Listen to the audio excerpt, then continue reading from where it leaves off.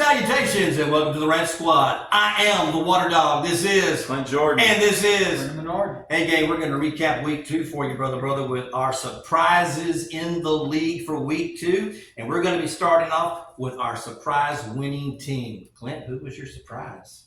I got to say it was the Minnesota Vikings. You know, most people may be like, well, why was it a surprise? They played so well in week 1. Yes, they played so well in week 1. It was the Giants. I said I wanted to wait 1 week before I absolutely believed it. And man, I'm a believer. I mean, I know the coach. We all know the coach was really good, and he has found something. He has given Sam Darnold his confidence that he had back in college. They didn't run the ball as well as I would like, but I mean, you understandable with that 49ers defense. I mean, Fred Warner was all over the field. Had a game. I mean, it had a game, which we'll talk about in a future video, I'm sure. But the way the Vikings won the game, they made the defensive plays when they made. You know, Debo had a game, Kittle had a game, but San Francisco, they had a lot between the 20s, but when it got to the red zone, they forced turnovers, the Vikings did. They stopped the 49ers on offense. They just played a really nice, well-rounded game. I think they might have ran away with it had Jefferson not gone out in late in the game, because it stifled the offense a little bit, which is understandable when you lose the best wide receiver in football. But other than that, I'm really happy to see. And you know, this was a win circled for Houston 3 months ago, I think, and it's not anymore. This is going to be an exciting game that we're going to talk about. I hate to keep saying this. Remember, I told you this was a team that's going to make the playoffs. You did. I did, and I told you this was a very good team. That it had a good. It had a lot of talent. The quarterback has a coach that knows what he's doing. I agree. And I have every confidence in the Minnesota Vikings, which is one of the reasons why this was not a surprise game for me. We too. Seeing this, and especially with the Detroit struggles, there's no reason coming into the year they can't be the division champions. Well, you know, once again, it's still 2 weeks. It is, yeah. But I'm surprised to see it against that level of team. But I'm very happy to see it. What do you got, Mr. Brendan? Well, quick, just on this Vikings thing while we're talking about it, I was really impressed by that. That's not my game of the week, but I was impressed because when Sam Darnold got drafted, I thought he was the best quarterback coming out, and we're finally starting to see that now that he has a good team around him. But they're going to get Hawkinson back. Yeah.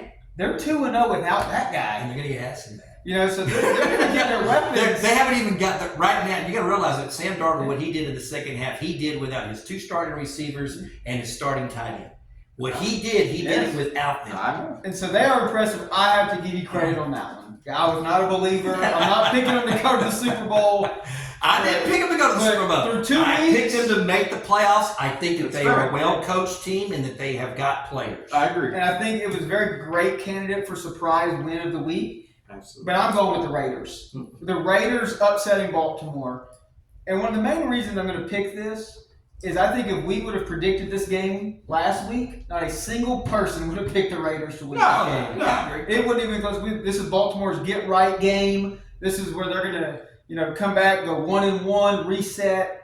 And the Raiders just hung in there because this game really wasn't even close for the majority of it. No. And they just hung in there. What would it be? I'll be honest. What it would be if Gardner Minshew was on a real team, what would he actually look like? Because, you know, he's always played on these below average teams. Yeah. He's never been on what you would call the quality team. No. And he can pull things, you know, out of his hat. Can you imagine him on something like Green Bay? No, I can't. Or San Francisco? I can, because you go back to the 2022 season. He was back up in Philly, and that was the year Philly went to Super Bowl and they lost to Kansas City. But Hurts missed 2 games, and one of those games he went toe-to-toe with Dak Prescott and the Dallas Cowboys that year, and they were a very, very good team that year. I mean, Gardner Minshew can make the plays. It's where I tend to see it is it feels like he has a season fall apart point. You know, the year he got to start in Jacksonville, it was good and then it just trailed off. So I want to see it long term, but no, he's got some good weapons and he's the guy right now. Yeah, so they're going to ride. Minshew is just he's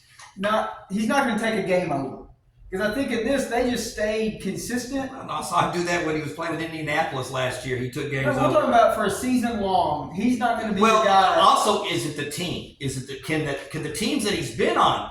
And I think the Raiders have a good roster. Well, I think the Raiders most definitely have a great roster with Adams. And then you also have Bowers, who's looking like, you know, Great. Yeah, he's great. You know, top 5 tight end in fantasy, I think. But the resiliency of that team to be down 2 scores so late and not give up, and then the defense to match that offense's energy. Correct. It's a great Because comeback. they only rushed. They had under 27 yards rushing. That's all the Raiders had. Max Crosby's just. He's He's really good. But him and TJ Watt. Gosh, I don't know. White boys playing defense. I'm just simply thinking, man, I honestly think he's the best defensive player in the league. Oh, I can't. TJ Watt's he's up there. He might be second. TJ Watt's just got the wicked first step, man. Yeah. But I wouldn't argue. And so, like I said, I just picked the Raiders in this because nobody in America would have picked them to win this game. That's fair. I agree. Gang, we were doing predictions last week, and I was talking about the Saints and the Cowboys, and then you were going, "Oh, so you finally picked the Cowboys," and I was railing about what I saw in the Saints, the week before, and I thought that they could beat the Dallas Cowboys. They destroyed them. Oh, absolutely. And that is probably one of the best ass whoopings you're going to lay on somebody. I agree. Because they just did whatever they wanted to offensively and defensively. Absolutely. Even the kicking game. I mean, the kicking game was just astronomical for them, too. And that was just, I don't know, man. Dennis Allen's taken a lot of heat as a head coach, but his side of the ball has always been good.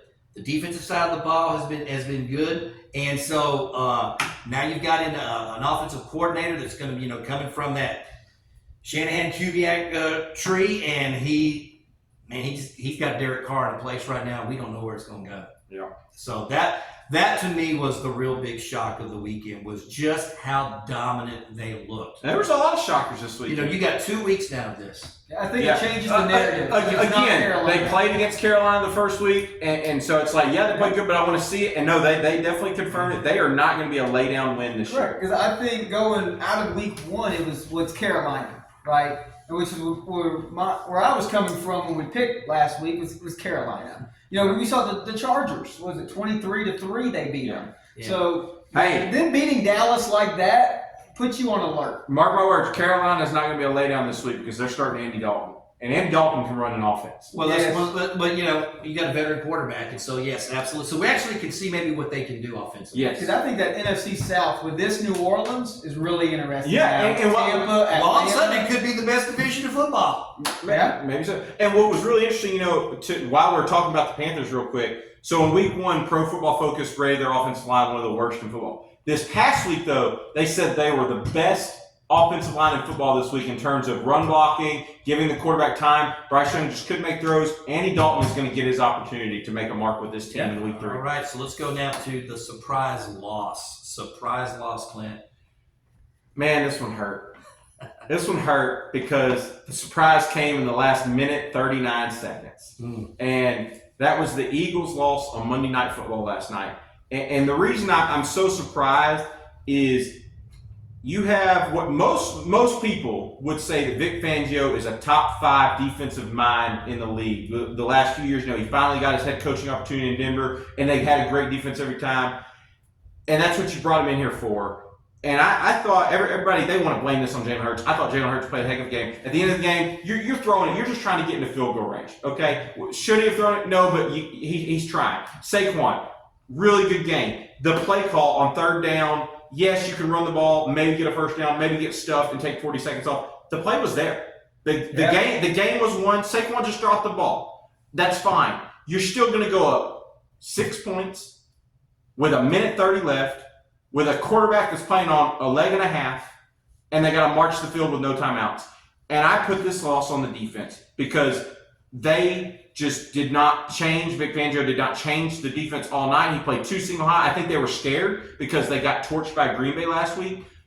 Kirk Cousins, his brain was not injured, y'all. The leg was, his brain was not. If you sit there and you're going to let him have a clean pocket, he's going to pick. I understand. But here's the thing. All they had to do was pressure. No. But my argument, all they had to do was pressure. You ain't even got to blitz. Just send 5. Just send 5. Get some pressure on him because that's what the Steelers did. The Steelers pressured Kirk Cousins. He still wasn't mobile. TJ Watt was in the backfield every play. Yes, I know that. But I'm still, my point remains. Yeah.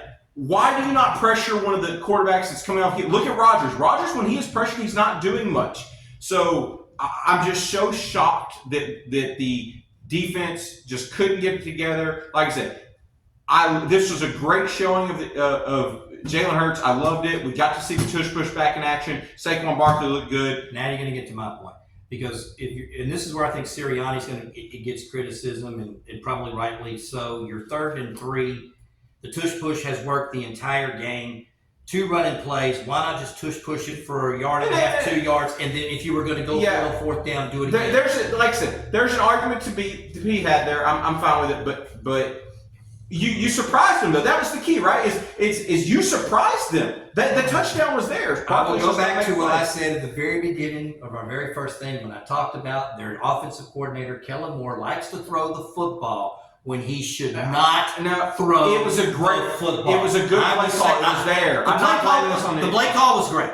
I'm not saying the play call was great. It was a great play call. It did everything it was supposed to except for catch the ball. This is why you have to run the football on these particular types of and Barkley was running it all night. Jalen Hurts was running it all night. I go back over. If there was anybody that's going to lose games for the Eagles more than anybody else, who did I say was going to lose? It was Big Ben. Last night was Big Ben's year. And this is where I disagree with you on this. Oh, I'm sorry. No, because for how long have we heard the Seahawks throwing the ball in the Super Bowl was the worst Super Bowl play? They should have just ran it. When, if I'm not mistaken, 9 out of 10 times they win that Super Bowl. It was the one time the cornerback jumped that route. The same thing in that game. Great play call because everybody thinks run. He just drops it because if he catches it, we don't have to. But that's what I'm saying. I'm not blaming the offense. Vic Fangio and the defense lost that game because it shouldn't happen. Yeah, we won't digress anymore. But trust me when I say Jalen Hurts. He finally ran the ball. That goes right back to my point. Preview early. The Saints are coming back down to earth this week. Well, take time off the clock because the Falcons have no timeouts. You just run forward, you get your 1.5 yards, 2 yards, I understand. and then you just push your final yards, and that's. But like I said, that's why it was such a surprise to me at the end. Well, and one last thought on this. I think the reason that they don't do the tush push over and over and over is at some point I think then the league would step in. They use it, but I think if they used it like 3 straight times to get something over a season, I think then the league would go, hey, listen, we gotta do something about it. Who you got, brother? Who's your loss? The Dolphins. I'm picking Miami with this for 2 reasons. One, oh man, they broke my undefeated streak, so that would hurt my heart. But no, I think it is the way in which they lost that game. Because you look at the stats right here, they had 100 more total yards than Buffalo. They had about 70 more passing yards than Buffalo, 30 more rushing yards, 7 more first downs, 4 more third down efficiency, 30 more plays, total plays. They ran 30 more offensive plays. They did allow 2 sacks. They won the punt battle, lost the penalty, 3 interceptions, and had 13 more minutes, and still lost by 21. And with that offensive talent, you cannot lose by 21. Well, Tua going out is hurt, and Miami's done unless they bring in a veteran. Well, they're done, but my point with this is Tua throwing 3 interceptions, you can't do that. Well, what I didn't understand was you go back and look, one of the balls hit the receiver in the hand, he dropped it. The other 2 were timing routes, which is fine. That's how the 49ers in the 80s, they won everything. Timing routes. Yes. But you had the third string wide receivers in. Where's Tyreek Hill? Where's Jalen Waddle on these timing routes? That's who's Tua throwing to. You didn't it didn't make sense why Chosen Anderson and some other no-name wide receiver was in there on these timing routes. It's on coaching, but I also put that on Tua. Because, I got a timing route. But if I don't trust that guy, I got to go somewhere else. And if it's not my top guy. I keep going back. Sean McDermott knows how to play defense against the Dolphins. He just knows. So. He's got their number. He knows how to do the coverage. No, the Dolphins were in this game. Until I think it was the second interception. Because off the first one, I don't know. To me, it looked like they were just getting beaten. By halftime, that game was over. By halftime, the game was over. And then when the third quarter, they just accented it, and then all of a sudden Tua got hurt. They got their butts handed, guys. Well, correct. But by halftime, I know he had at least thrown 2. Was it 3 picks?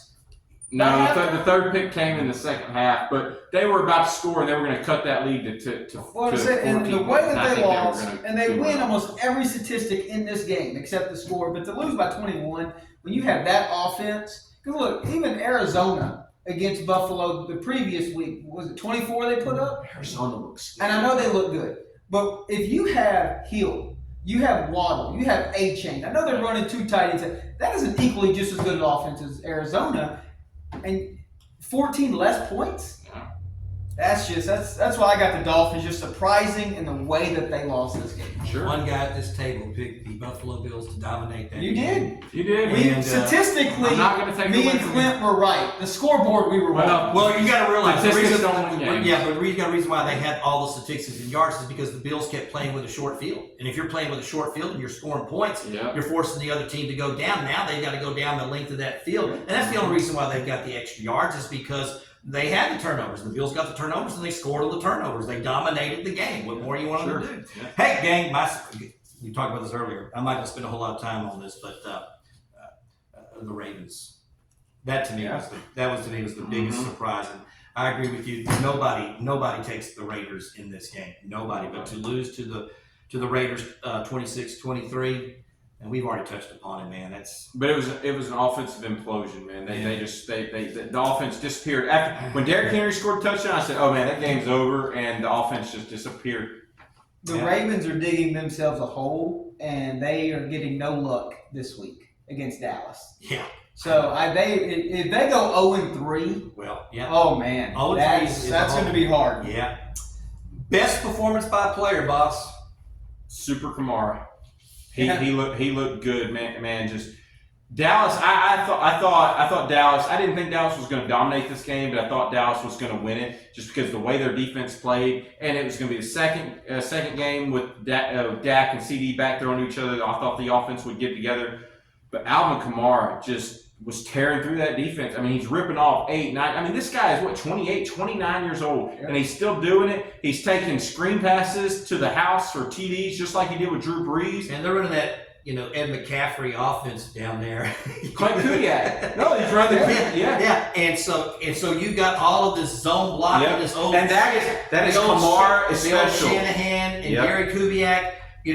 Zone blocking that they did back in Denver. Yes, they did. Denver, Houston. Yeah. No, and this is a great thing for Kamara because he doesn't have the speed he used to, but he's still got the vision. He's still got the patience. And I like I said, man, just 4 touchdowns.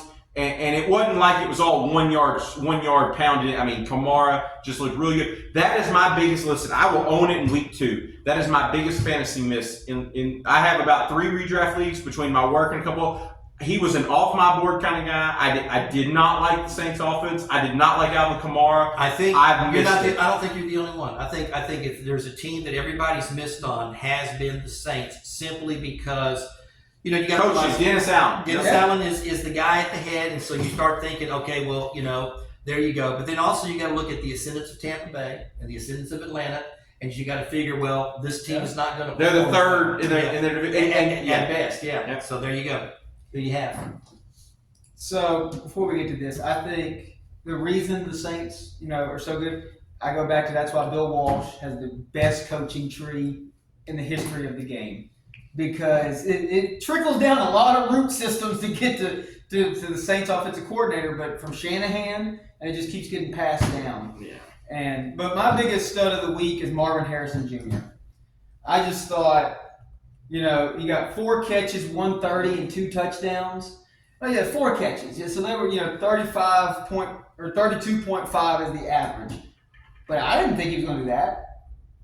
Well, I thought he should have had for 130 and 2. To be fair, I thought he should have had 2 more touchdowns. He's got some work to. He looked great. But he's got some work to do. Kyler Murray only had 4 completions, and all 4 were Marvin. Even Marvin came out and said, I have to be better. Yeah. And which is the mentality you want to see. And it was great to see, man. His 2 touchdowns were good, but he's still got a good bit to learn because he left 2 more touchdowns on that but field. I just think surprising coming out, after that week 1 performance, we knew he would get better, but to put those stats up, that just really surprised me. Well, that's why I took Kyler Murray. Because Kyler Murray was 17 for 21 for 266 yards, 3 touchdowns, no interceptions. He had 5 rushes for 59 yards. It was probably his most complete game as a professional. And they looked perfect passer great. rating. He had a perfect passer rating, 158.3. They looked great. I don't think there was any doubt about it. And that's The 2 running weeks. game That's 2 weeks in a row Well, yeah, because James Conner can play. He's played ever since, even back in Pittsburgh. And even Trey Benson, the rookie they drafted back, coming in to be a change of pace, everything looks good. So they've got some offensive players over there. There's no doubt about it. The only thing I think that could hurt them coming out is I don't I like Michael Wilson, but they don't have that what you say, established number 2 wide receiver. And that's the only thing I think of them, and no pass rush. They have no pass rush, but looking good. Kyler's definitely looking good. All righty, so now let's go to the worst performance. Who do you have?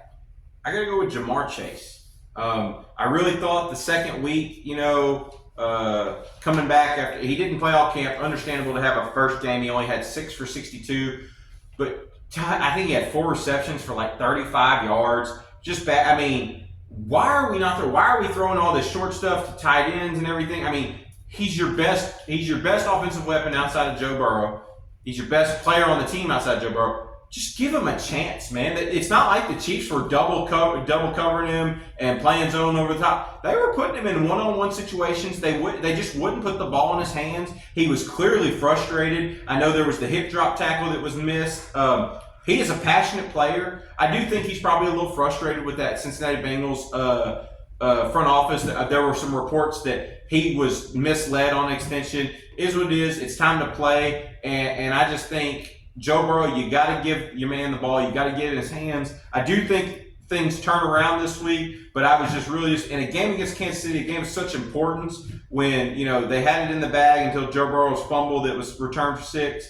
Just really, really surprising to see Jamar Chase in such an important game only catch 35 yards. Yep. So, coming into this segment, I had Tua, but I'm not going to get back on that soapbox. I'm going to stick with the same game, but I'm going to go with Travis Kelce. And I know Cincinnati's scheme was probably to take him out, but to only be targeted 3 times, come down with 1 catch for 5 yards. In my opinion, he will be the greatest tight end to ever play the game. I know Gronk, for the longest time, was up there. I think Kelce will surpass him when it's all said and done. But to only get 1 catch in this game, when you are the greatest, you got to go out there and get more than 1 catch. Ironically, the play that when they needed a play in the fourth quarter, he's the guy that was his 1 catch. So when they needed that first down play, and I guess as long as you're winning, they needed that drive, he made the 1 catch. I have him too. Week 1, 3 catches for 34 yards. Now here in week 2, 1 catch for 5 yards. And of course, he was my pick when we were doing, our standout players. And I know Jamar Chase was your pick for wide receiver. And so I don't know what it is, but we'll find out with Pacheco going out. Because with Pacheco, that's going to help because that's going to force them. They're not going to be one-dimensional because they're still going to have that rookie. They're still going to have Samaje Perine, the veteran, and they signed Kareem Hunt. They're not going to be one-dimensional, but they're going to have to play a little bit more through the air. And I would also like to say, I know both the teams are 0-2. I do think Cincinnati and Baltimore are good teams. So maybe their defense focused a little bit on Cincinnati has a history of going 0-2. Yes, they do. And they always start slow, and come the end of the year, they're vying for that division. So I think what is going to hurt Cincinnati is Pittsburgh looks good. Yeah, they do. And so I think if we were to go back, Pittsburgh would win the division. Maybe so, but now we're looking at Travis Kelce. When y'all go back, not when I go back. Because I picked Pittsburgh to make the playoffs, remember? Did you pick them to win the division? No, I didn't say win the division. We were talking about but I knew that this was a team that was going to be in the playoffs. But Travis Kelce, I just can't see the hat trick of bad games. They're going to have to get him involved at some point. So maybe this is the week. You would think. At least we got something from Andrews this week. Well, folks, that wraps up week 2. We've been the Rant Squad. I'm the Water Dog. This is Clint Jordan. And this is. And guess what? We out of here.